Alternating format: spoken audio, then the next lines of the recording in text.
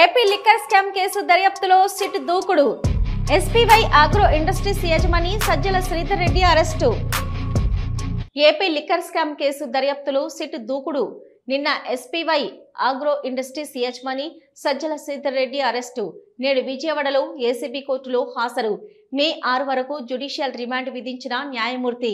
AP liquor scam లో arrest అయిన SPY agro industries యజమాని సజ్జల శ్రీధర్ రెడ్డికి విజయవాడ ఏసీబీ కోర్టు మే 6 తేదీ వరకు రిమాండ్ విధించింది.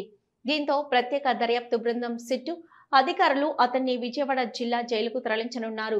ఈ కేసులో 6వ నిందితుడిగా A6 ఉన్న శ్రీధర్ రెడ్డిని సిట్ అధికారులు నిన్న హైదరాబాద్లోని జూబ్లీహిల్స్ ప్రాంతంలో అదుపులోకి తీసుకున్నారు. అనంతరం అతన్ని విజయవాడకు తరలించి నేడు ఏసీబీ కోర్టు న్యాయమూర్తి ఎదుట హాజరుపరిచారు. వాదనలు విన్న న్యాయమూర్తి శ్రీధర్ రెడ్డికి మే 6 వరకు జ్యుడిషియల్ కస్టడీ విధిస్తూ ఉత్తర్వులు జారీ చేశారు. మద్యం కుంభకోణానికి సంబంధించి జరిగిన కుట్రలో శ్రీధర్ రెడ్డి కీలక పాత్ర పోషించినట్లు సిట్ అధికారులు ఆరోపిస్తున్నారు.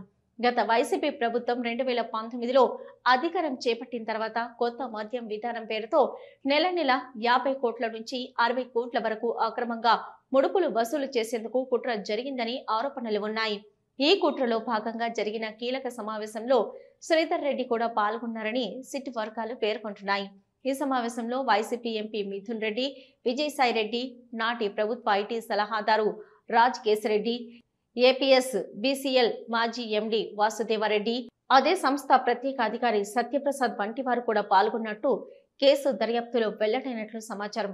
ఈ ఆరోపణల నేపథ్యంలోనే సిట్ అధికారులు శ్రీధర్ రెడ్డిని అరెస్టు చేసి కోర్టులో హాజరుపరిచారు. హలో, నంద్యాల న్యూస్ 10 మీ చుట్టూ జరిగే సంఘటనల్ని మా దృష్టికి తీసుకురావాలి అనుకుంటున్నారా? అయితే ఇంకా ఆలస్యం ఎందుకు? మా వాట్సాప్ నెంబర్ 9849700865కి సమాచారాన్ని ఎప్పటికప్పుడు పంపించండి. మా నంద్యాల న్యూస్ 10 ద్వారా మీ సమస్య పరిష్కరించుకోవడానికి ముందడుగు వేయండి.